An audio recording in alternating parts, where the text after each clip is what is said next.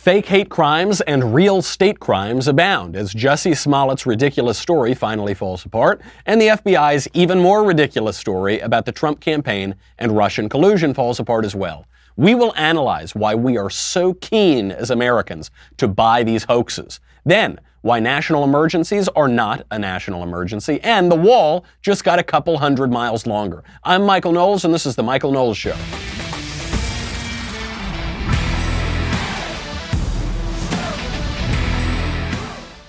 Oh, so much to get to. So this was the day the right was waiting for. We have been actually playing it pretty cool. Jussie Smollett came out with his story. Most people on the right said, okay, gonna wait for more facts to emerge. Doesn't quite add up, but I'll wait. Same thing with Russia collusion. I say, looking pretty bad for Democrats right now, looking kind of like there was an inner coup d'etat that was at work trying to overturn the presidential election. But I'm going to wait.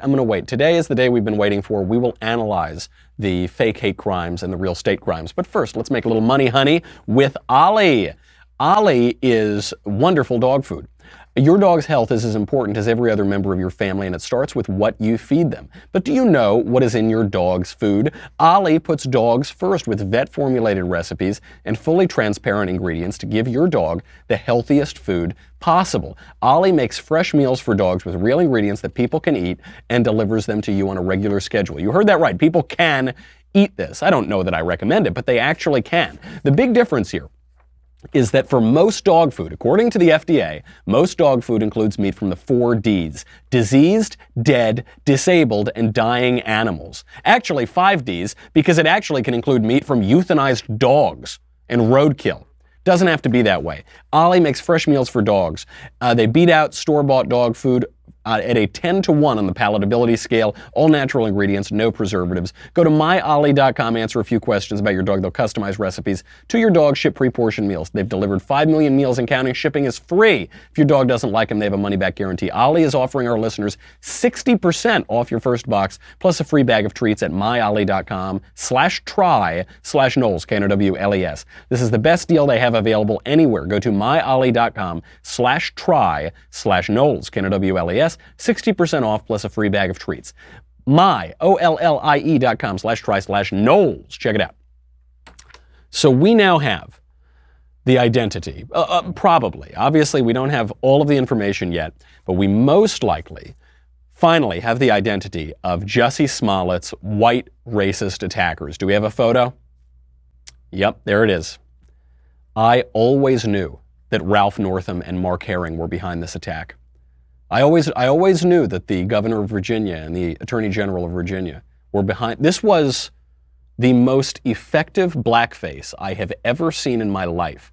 It has broken records for costuming as to how convincing this blackface was. Only Governor Northam and Mark Herring could possibly have done this. Really awful, awful stuff. It's either those two guys or it's just 2 giant Nigerian dudes who Jussie Smollett allegedly paid to attack him and then make a big hullabaloo out of it.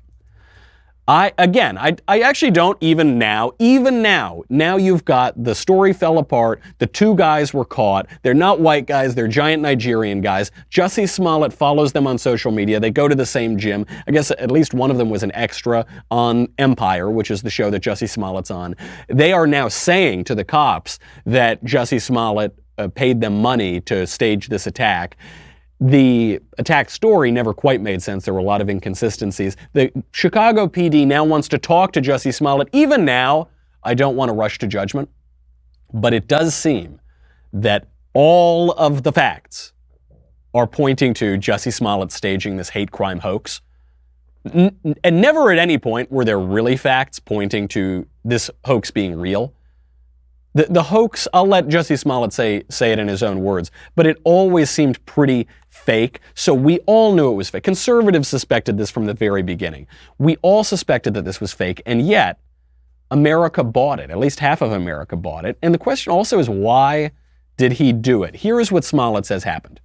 What happened that night, Jussie? When I landed in Chicago, and Frank Gatson, who's like my uncle, and he's also my creative director, and he picked me up, and then we got back to the apartment.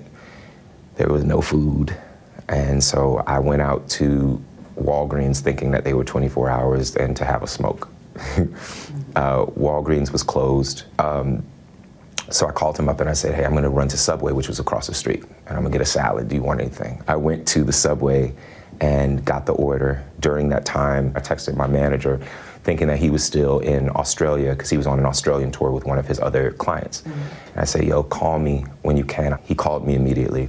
And while he was on the phone, I heard, as I was crossing the intersection, I heard Empire.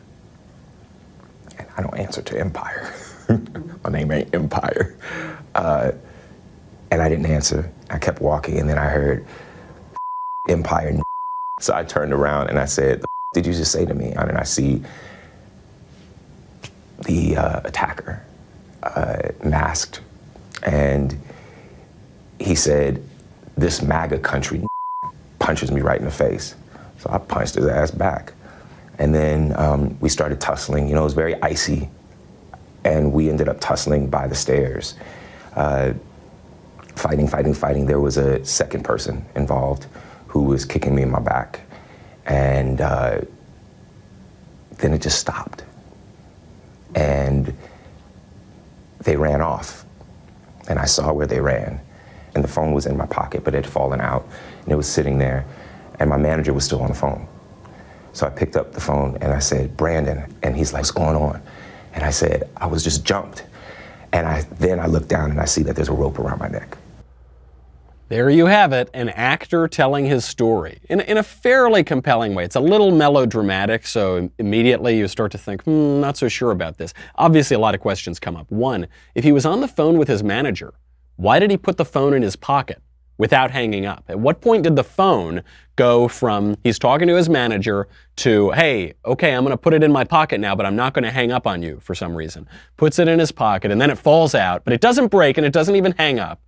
Then, during this whole attack, he doesn't notice that the guys put a rope around his neck. He didn't feel it? He didn't feel the rope go around his neck? Did the guys just put it there like a little necklace? Or did they pull on it? He didn't feel anything. He just noticed it later.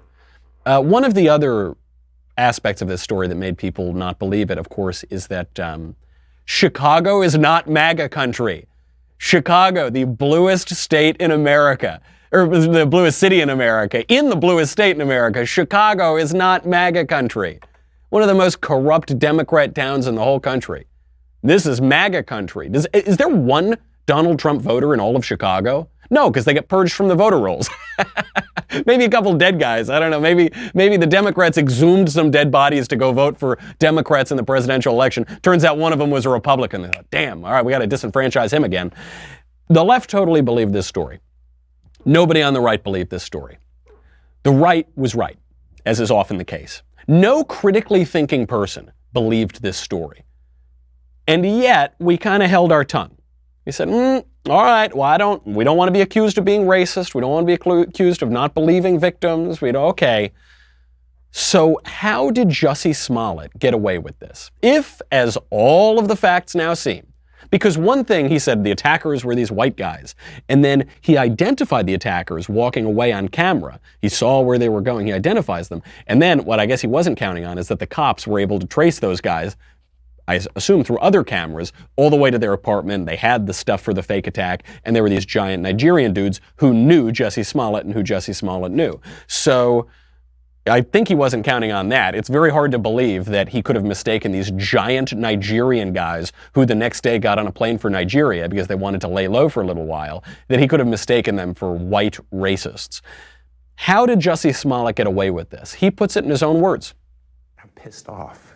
What is it that has you so angry? Is it the attackers? It's the attackers, but it's also the attacks. It's like, you know, at first it was a thing of like, listen, if I tell the truth, then that's it, because it's the truth. Mm-hmm. Then it became a thing of like, oh, how can you doubt that? Like, how do you not believe that? It's the truth. And then it became a thing of like, oh, it's not necessarily that you don't believe that this is the truth.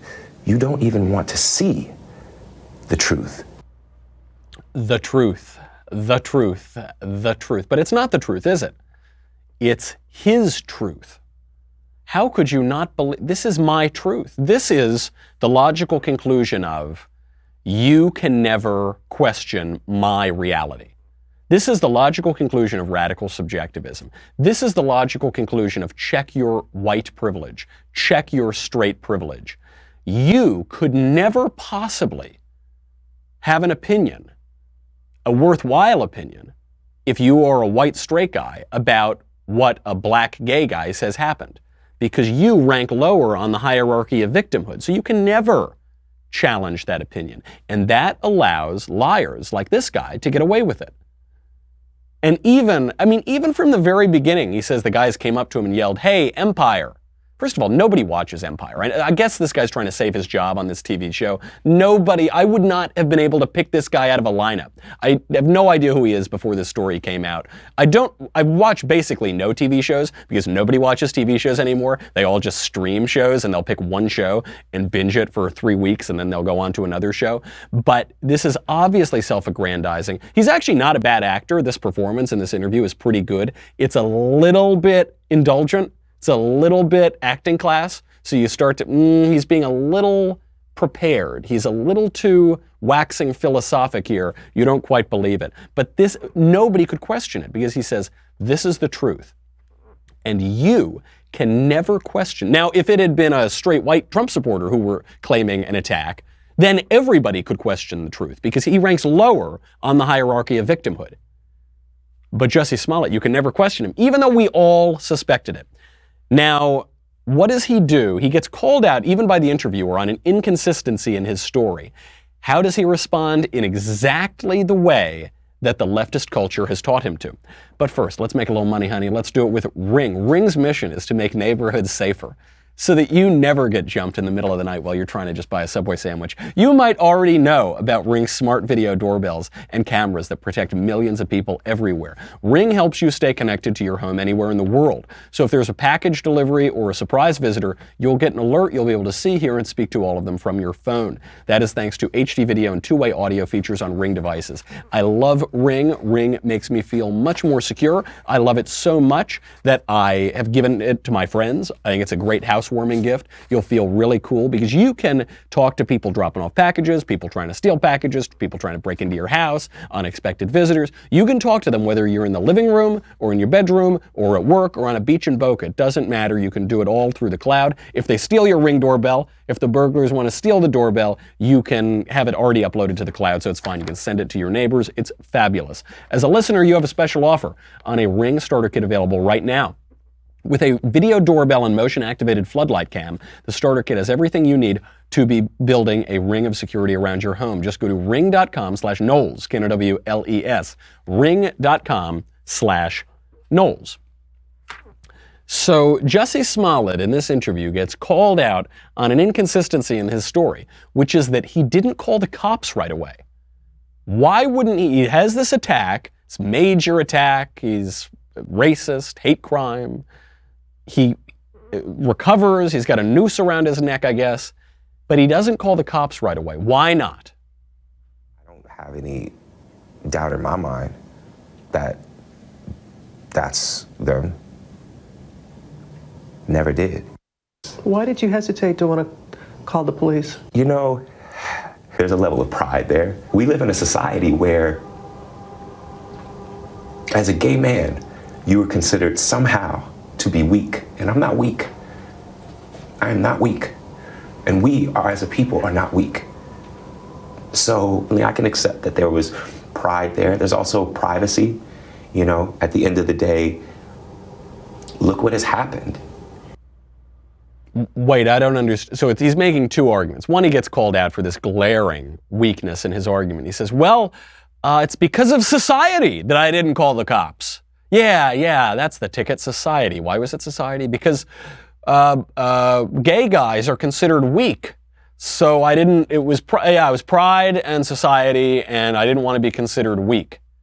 Then why are you on national television right now talking about it? If you didn't want this to come out, if you wanted to keep this private, then why not keep it private?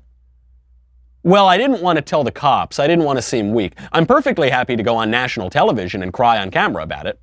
Hold on, let me see. Let me try to work through my old Uta Hagen techniques. Let me see if I can, okay, I'm going to try to churn from the inner life and see if I can force myself to cry right now. Okay, but I don't want to seem weak. Really bad argument. I think he got caught on it, and that was the best that he could go to, and it was effective. When in doubt, when you're called out on your lies, feign victimhood. Ocasio-Cortez does this all the time. She's done it to me. I'll point out some lie that she's told. Actually, a classic example. She lies about where she grew up. She pretends to have grown up in the Bronx. She actually grew up in a really ritzy town in Westchester. I then pointed this out on social media, and she accused me of mansplaining. She accused me of erasing her identity, she played the victim. She played the liar victim. How dare you call me a liar? I'm a victim, and that's what Jussie Smollett is doing here. So, well, I'm a victim, and that's why I didn't do the obvious thing that I should have done when I was attacked. Then, the story gets even weaker because actors they can't help themselves. They have to get carried away with this. So, it's not enough that he got jumped by these racist white Trump supporters, allegedly. You know, these racist white giant Nigerian Trump supporters that he's friends with. But he then has to make the story even more fantastical. If he had just left the story at that, maybe he could have gotten away with it, but he just had to go even further beyond the realm of credulity. During that time before they came, it took them about maybe half hour to come. And during that time, I was looking at myself, just like checking myself out. I saw the bruise on my neck, you know, like the little, the rope burn around my neck. And then I smelled bleach. I know the smell of bleach. And I saw on my sweatshirt, it had marks on it, like spots on it, when you have a bad bleach job. So he smells bleach. Okay. He also says later on that he wouldn't take the rope off. He left the rope on. Why does he leave the rope on? He said, because I wanted to show them. I wanted them to see what happened. But if you wanted them to see what happened, why didn't you call the cops right away? You can't, he keeps having it both ways in this argument, which is one of the main signals that had conservatives questioning him and then had him retaliating. He didn't take the rope off. He then conveniently found some drops of bleach, not on any place that would have hurt him, but just on his clothing. Just a few drops. So now we have to believe that in Chicago, oh, by the way, it was possibly the coldest night of the year when this happened. It was during that polar vortex, bitterly, bitterly cold, far below zero. We are to believe that there was a roving duo of racist white Trump supporters carrying around a noose and bleach, looking for a somewhat known black actor to attack and then just to attack and then to leave without really hurting him or stealing any of his property, including his sandwich, which he still had. That's what we have to believe at this point. And then, by the way, when the cops got there, he asked them to turn off their body cameras. He actually admits to this. He said, you can come into my apartment, turn off the body. It's okay. We don't need any more footage. Okay. He didn't want them to catch any inconsistencies. And then he's in this interview. He knows that some conservatives are out there questioning him. And listen to how he indicts Americans and how he indicts his own country. You know, it's 2 o'clock in the morning. You're going to Subway. Subway is open 24 hours. Like, people kill me when they say things like that because it's like Subway is open 24 hours for a reason. So that when you're hungry at night and you ain't got no food, you go to Subway. The camera facing north, how is that my issue? It feels like if I had said it was a Muslim or a Mexican or someone black, I feel like the doubters would have supported me a lot more. And that says a lot about the place that we are in our country right now. The fact that we have these fear mongrels, these people that are trying to separate us, and it's just not okay. Mm-hmm. Yeah, it's not okay. Those hate mongers and fear mongers who are trying to divide and separate us, Jussie Smollett. Yes, that is not okay. Actually, though, his point's not true. He said if it were, or no, I guess actually he's making a very cogent point. He said, you know, if it were black people who had done this to me, if I'd said it was black people, then I feel like people would have believed me. And that's true. Now it looks like it was black people, and I finally do believe you, Jussie Smollett, because you're finally telling the truth. Or the truth at least came out, in spite of you not telling it. This is what the left does. The left projects. The left always projects. See, these hate and fear mongers who are dividing this country, these liars. You're the hate monger. You're the fear monger. You're dividing the country. You're the liar. You're the guy. You're the one doing this. This is the projection. And the projection, by the way, is not... Why is he doing this? One, he's trying to protect his job on the show, I guess. But there is a broader cultural point here. And this is not a victimless crime, by the way. There are everybody jumped on this to defend him and to indict white, male, Trump-supporting America, up to and including Nancy Pelosi. They haven't apologized. Nancy Pelosi hasn't apologized. The left is always projecting. But I love this Jussie Smollett story. I actually love what he did because he's exposing the left. And he's exposing their lies not just on this issue, but on many other issues. He even makes the point for us on the Kavanaugh hearings. He even indicts people like Christine Blasey Ford in his hoax. The next time that you see someone report something, maybe well after the fact that it happened, and you say to them, well, why you wait until now? Just remember that mine was reported right away. Oh, we will remember that, Jussie. We will remember that you reported yours right away. Saying, look, mine was reported right away and people didn't believe me. They should believe these people who make up stories 35 years later like Christine Blasey Ford and then contradict those stories with other stories. You know, unfortunately, with hoaxes like that, 35 years later, you can't really come down and prove it definitively one way or the other. But he reported his right away and it was disproven, almost certainly disproven. Jussie Smollett would have had better luck if he waited 35 years. Maybe then he could have gotten a job on the reboot of Empire or whatever other show he's going to have. He's making our point for us in this. He's making the conservative point for us. And it's not just him. There have been hate crime hoaxes galore in recent years. Just a few examples. In April 2015, Utah man was robbed twice by bigots who force-fed him bleach and carved "die" and then a gay slur into his arms. They could see the carving, the bigots force-feeding him bleach. He later admitted he made all of that up. Totally made up. That was the purported victim who admitted he made it up. Last April, abortion activist reported to police that a pro-lifer attacked her. Turns out that didn't happen at all. Totally fake. 2015, a leading gay marriage activist in Ohio faked his own abduction. So he said he was abducted for supporting gay... Nope, not true. It was a total hoax. Year before that, a lesbian admitted to faking anti-gay hate crimes to get out of doing her homework. If it works, I don't know. I've done a lot of things to get out of doing homework. That same year, a transgender dude lied about a sexual assault hate crime in a high school bathroom. Not true. Year before that, a lesbian waitress doctored a bill from one of her customers to include anti-gay slurs and to pretend that there was no tip. Turned out, actually, the people didn't write any anti-gay slurs and they did tip her. But she wanted to pretend to be the victim. She wanted to pretend that there was anti-gay bigotry and animus all over the place. Same year, a lesbian carved a cross into her own chest to fake a hate crime. We then found out it wasn't true. The Southern Poverty Law Center in 2016 breathlessly reported that a black doll was found hanging from a noose in an elevator. Turns out it wasn't hanging from a noose at all. There was just a little string that was part of the doll. So actually what happened is someone left a black doll in an elevator.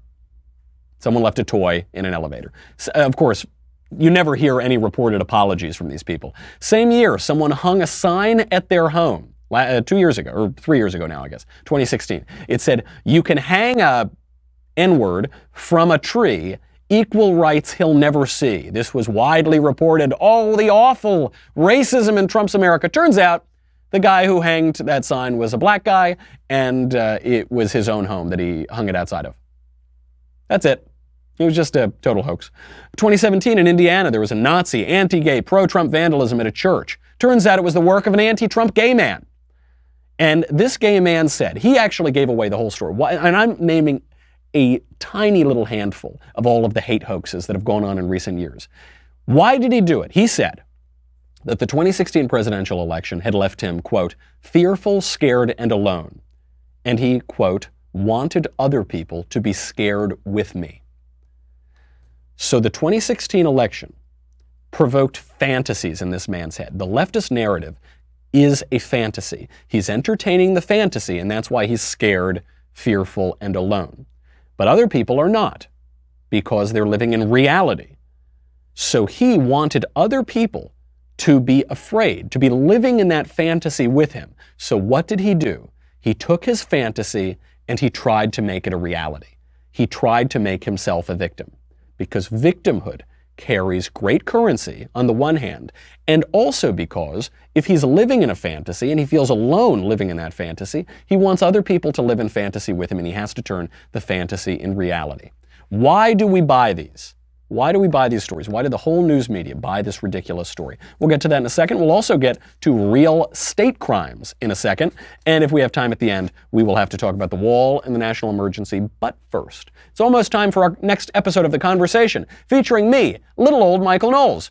Tomorrow at 7 p.m. Eastern, 4 p.m. Pacific, I will be taking all of your questions, every query that has burned in your hearts, and I will answer them live on air. Plus, Elisha will also be there. That's pretty good. As always, this episode will be free for everyone to watch on Facebook and YouTube, but only subscribers can ask the questions. Once again, subscribe to get your questions answered by yours truly, little old me, at 7 p.m. Eastern, 4 p.m. Pacific, and join the conversation.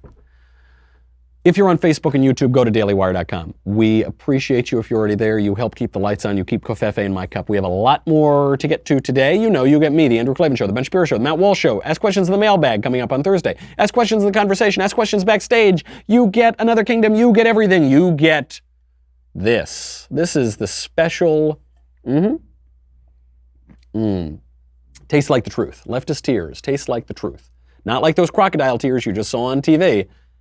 This tastes like the truth, and the truth has never tasted so good. Go to dailywire.com. We'll be right back with a lot more.